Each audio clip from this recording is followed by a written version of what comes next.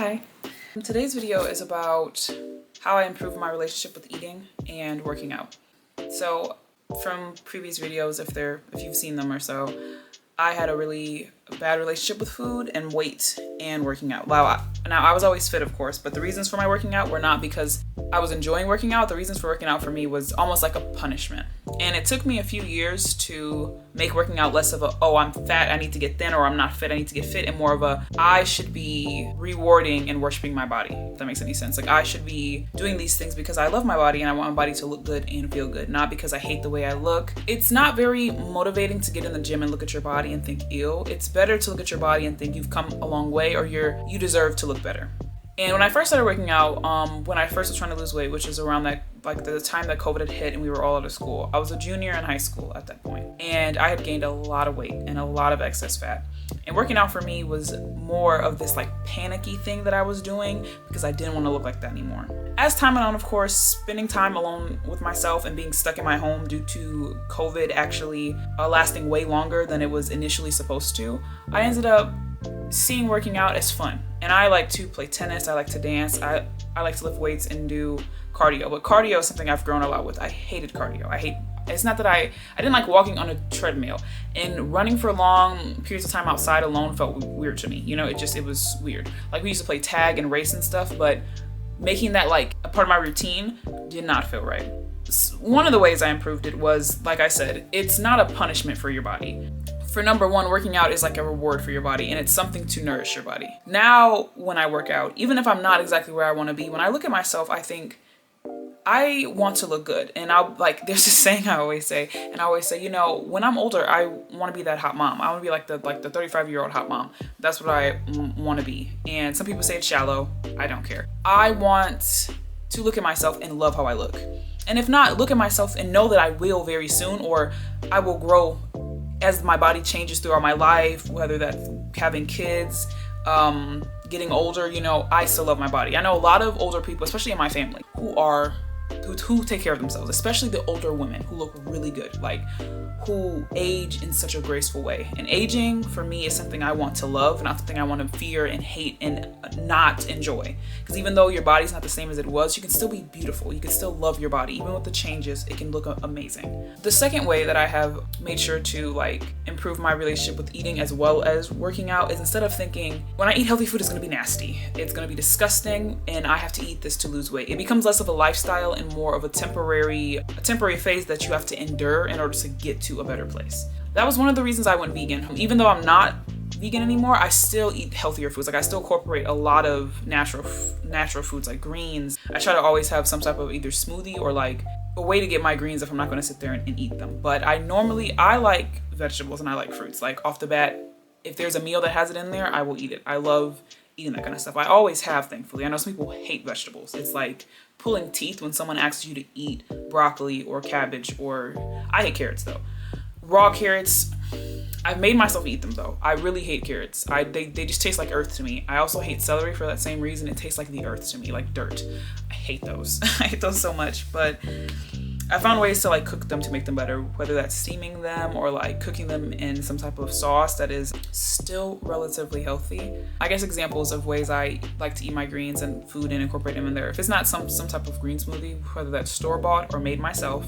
The other ways I do is I like to saute veggies with like my food. Like, let's say my base for a meal is brown or white rice, and then there's like chicken in there, and like there's like vegetables of some sort, whether that's like onions and peppers, which I love those so much, especially if they're cooked and they have the right amount of salt on them, or pepper, or some type of like, there's a certain sauce, it's not teriyaki sauce, but there's this like tofu blend with those in there that's like cooked. It's at this Asian place, and there's a sauce that goes on top of it. I could eat that for the rest of my life. Like, I could eat, if people said I had to choose one meal to eat, I'd eat that one because it's just so good. But let's say the base is rice, and then there's like chicken, there's those veggies, which I count as like seasonings. I eat those all the time.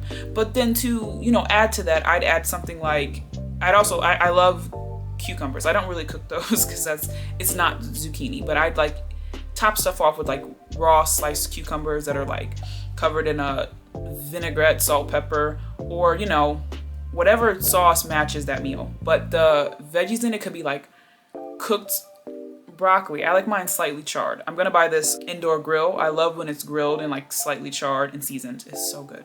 You could do that with cabbage. If you like carrots, you could do that with carrots. You can do that with zucchini and squash, which I also do like. They're very good, especially when they're lightly salted. Stuff like that. Like or you can like make a pasta sauce that blends all of them together so you're not tasting them and seeing them per se, but they're in there, And I highly recommend, especially I did this myself. I'm taking one as well, but I took a wellness and nutrition class. I'm gonna take a primarily nutrition class, but you need to look at the portions that are recommended for people in the USA, especially how your plate should look, like how much of what should be on your plate. That's actually very important. We don't pay attention to a lot of the health recommendations because we don't think they matter. Like, we just eat what we want to eat here. I think that's in a lot of places, but you don't have to be rich to eat nice. You don't have to be rich at all. You actually can afford, most people, I think so, can afford, to be able to cook meals. Like buying cheaper veggies and stuff, you don't have to pay $16 for a bowl every single day from like a place or something.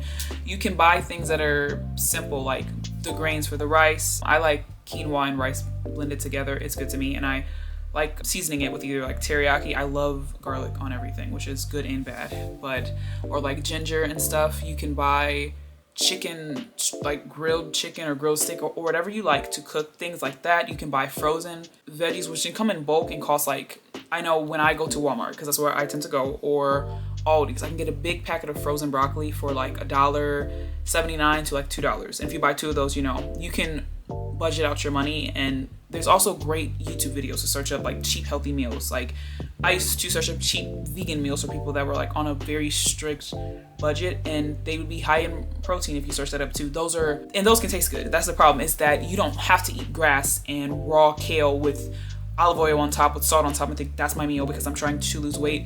You can eat things, and it's not just like white rice and chicken breast. You can incorporate tastier foods without feeling like you're suffering and starving yourself. There's also healthy desserts, which may, like, let's say instead of certain types of sugars, you use date sugar, or instead of certain types of like chocolate paste, you use like a date paste or something. You can always mix stuff up. That's what I used to do. I like these date brownies. People thought they were so nasty. It's all natural. It's like this date paste and this cocoa powder and date sugar and stuff. And at first I was like, this isn't good. Like, and it's not that it wasn't, it's that I was really sad that I didn't get to eat a normal brownie. Then they grew on me. Then I learned how to bake more and cook more, and I really enjoyed eating them. And even now I enjoy healthier foods more. Like before I went vegan, before I started losing weight, yes, I liked veggies, but I wasn't as conscious about making sure I eat them in every meal and at least once a day. But now I am. Like, I have to eat them, and they're good to me. Like, they are very good. Not to ramble for forever, but third way I've like made a healthier relationship with the gym or working out, not necessarily always the gym, and eating, is making working out not this big thing. Like sometimes I just go on long walks where I talk to myself, talk to God, hear podcasts, sometimes daydream, which probably isn't the best, listen to music that I like, think about things I'm gonna do, plan out things. And before I know it, I remember there's this path in the city that I live in that it extends farther than this, but the path back and forth is 2 miles. And I remember my mom and I and my sisters used to walk it like at least 3 times a week. I remember my legs were burning, but we were talking, we were laughing, we were having fun, and I was so toned.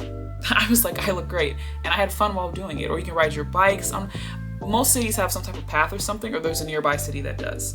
Or even just taking walks around your neighborhood. My mom does that. She takes walks around her neighborhood, our neighborhood, and comes back and she's had fun. She'll listen to music, she'll pray. Like, working out doesn't have to be, I have to sit in the gym and lift weights and be scared of everybody. That's another thing. That's, I think, that's my 4th point, is not worrying about what other people think of you. Everybody started somewhere. And to think you're supposed to be this gym bro or gym girl day one is ridiculous. Especially if you have a big goal to reach, you're gonna slowly get there. And those people weren't always as advanced as they want to seem. You are gonna be new at something.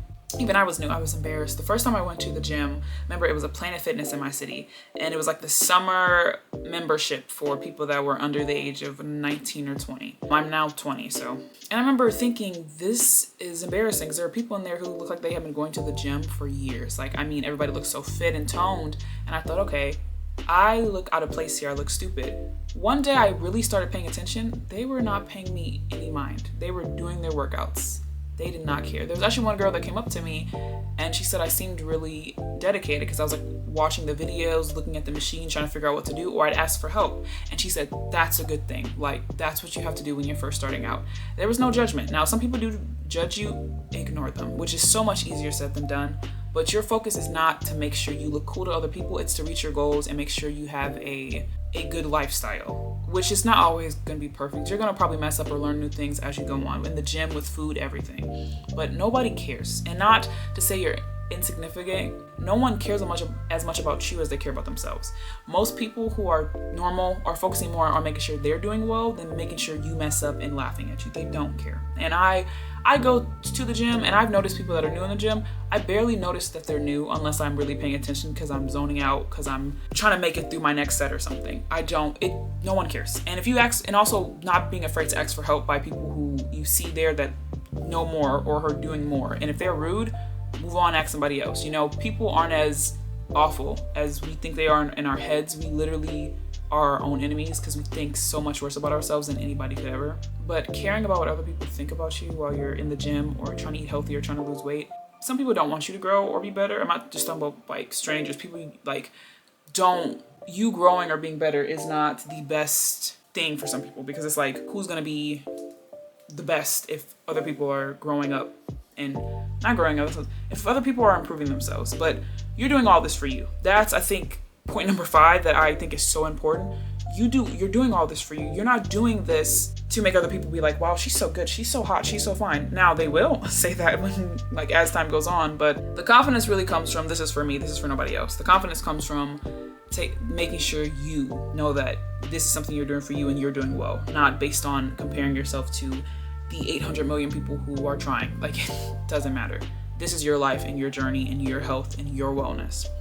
The very last point I have that I do now that I didn't do as much before, I think I started doing it last year and this year, and I've noticed so much: progress pics. You don't notice because you see yourself every day how much growth you're making, whether that's losing weight, gaining muscle, hair growth, skin clearing up, whatever goal you have. Progress pics.